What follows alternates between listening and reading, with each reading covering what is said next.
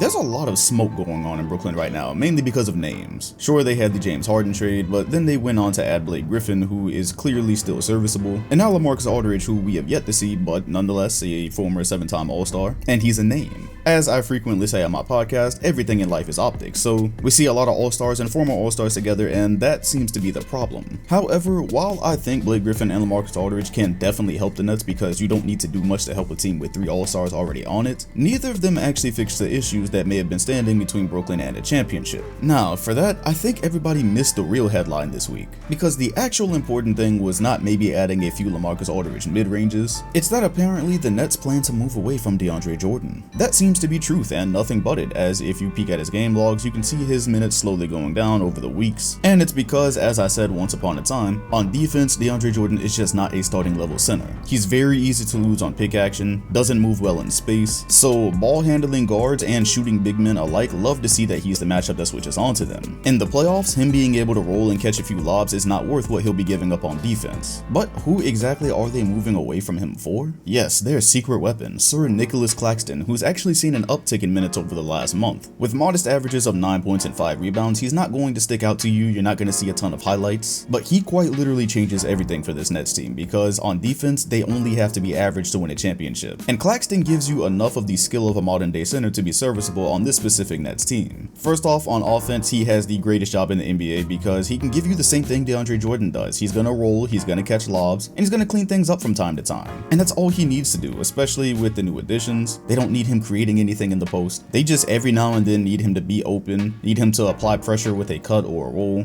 The slightest bit of attention that you can take away from a defense with Kevin Durant, Kyrie, and Harden on the floor, that's really all you need. But his true value to Brooklyn comes on the defensive end. Here's a guy that stands at 6'11", but moves around like your typical wing player. So everything LaMarcus Aldridge just said he could do in that quote earlier about being able to switch and his defensive IQ, yeah, that's definitely all in question at this age, but you know that you can get this from Claxton. Check out how on this defensive possession, he's already starting on the perimeter. He begins on the Pacers big, he switches off ball, switches on ball, and he's going to pursue him all the way to the corner. This is a smaller guard, not the most talented, but you're not getting this from DeAndre Jordan, ever. Not only does he stay with it the whole time, but he pressures the pass, forces a turnover, makes him overthrow it, and that is going to be 2 Brooklyn net points. That one play on its own encapsulates Nick Claxton's most valuable assets to this Brooklyn team. If you think back to the beginning when they were still trying to figure things out, it was joked that Bruce Brown was their most valuable big. However, now they actually have a big that can bring you those same qualities. Especially in today's NBA, if you're a big that has to drop because you can't step out or you're going to get abused, you put your team at a significant disadvantage, specifically going into the playoffs. So check out this play, how he is not just going to give Caris LeVert a wide open shot, he is going to switch onto him, LeVert is going to have to reset and go one-on-one. If this is DeAndre Jordan, you love this situation, but Claxton is going to stay with him perfectly, make him take a very tough shot,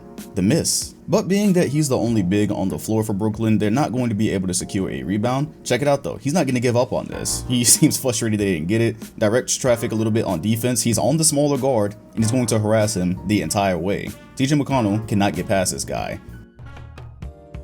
Using his length, contests a shot, another miss. So that was 2 defensive stops on 2 ball handling guards by your center. On display in those plays were his great defensive IQ, his foot speed, his length, all of which culminates into him being able to stay in front of his assignment and do what Brooklyn could not do when they first brought this team together, get stops. The difference between he and DJ on the defensive end is night and day, and that is clearly why you see the minutes starting to invert the way they are. Although this play is going to end in a foul, again, I just wanted to show you his instincts and his ability. So he starts this play on Miles Turner, they're going to run a pick, he's going to come out, so you're not going to get a free mid-range shot, and he's going to get back to contest the dunk. It's not a free 2 points, it's a foul, but the important thing being, it wasn't a free 2 points. With DJ, that's 2 points. So once again, he has the ability to not have to be stuck in drop. He's not going to give away a free mid-range shot that forces a pass. He's going to get back to his assignment, and he's going to contest the shot that was created. So that's probably enough to demonstrate how things change defensively with him on the floor. Going deep into the playoffs, I'm going to assume in a series against Milwaukee, they will absolutely be utilizing him against Giannis. His job actually becomes a bit easier because he'll be able to play drop, he'll be able to sag, and while he probably won't individually stop him, it'll definitely be better than watching him just go one-on-one with DJ for however long that series lasts. So that begs the question, then what's the catch? What's it like on the offensive end? Well, as mentioned earlier at the beginning of the video, you're not losing anything that you already had with DJ. Kid's a good roller, he's got good IQ on when to cut to the basket, and they simply don't need anything else from him but to clean up rebounds every now and then, putbacks. But because of his his IQ, he's not somebody that you can just ignore.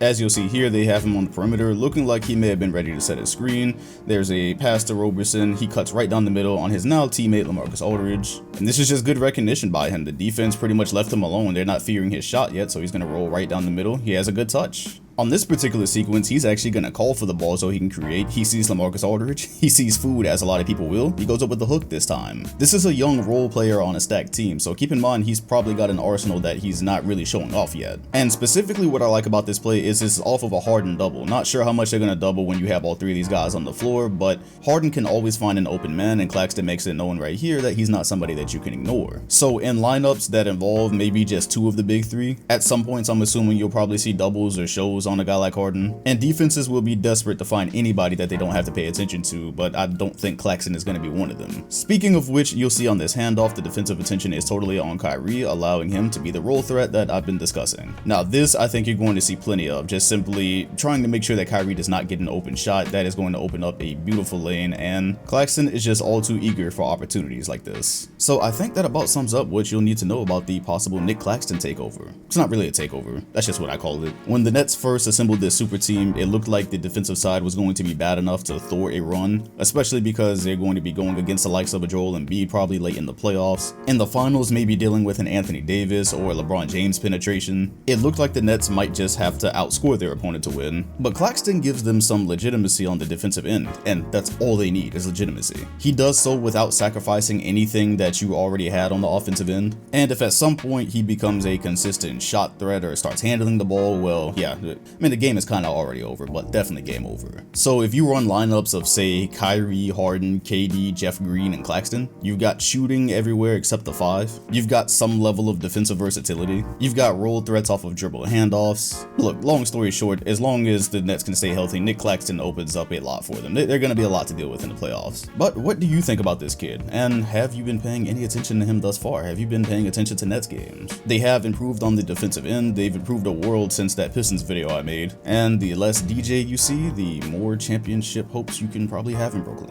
Make sure to hit the like button, comment, and sub if you enjoyed the video, and hit the bell next to my name if you want notifications every time a new video drops. Appreciate you for watching, and I'll see you all in the next one.